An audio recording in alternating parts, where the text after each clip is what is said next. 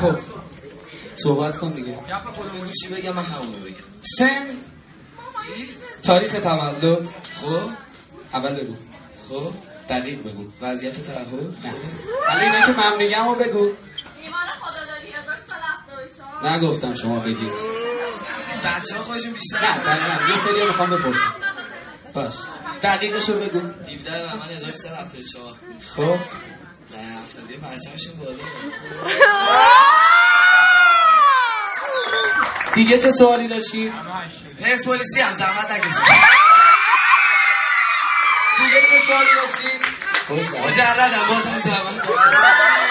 دیگه چه سوالی داشتید؟ علی محمدی چی؟ علی محمدی دیگه. رنیا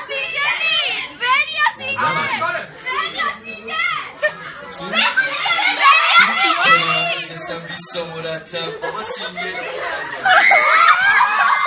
خب دیگه سوالی ندارید؟ راجع به استقلالی نظرم خوبه ولی راجع به استقلال نظری ندارم. خب دیگه سوال ندارید؟ وسط هفته دیگه سوالی ندارید؟ چی؟ اجرای بعدی اشاره بهتون میگیم. دیگه؟ عرق کردیم اینا رو خاموش کنید. بریم برای موزیکت. آقا من یه توضیح قبل این موزیک بدم.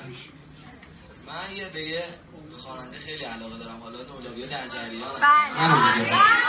آمینه که یعنی اسطوره‌مه. من یه موزیک تو این سمت آماده کرده بودم، درست حسابی پخشش نکردم. امروز بعد چند ماه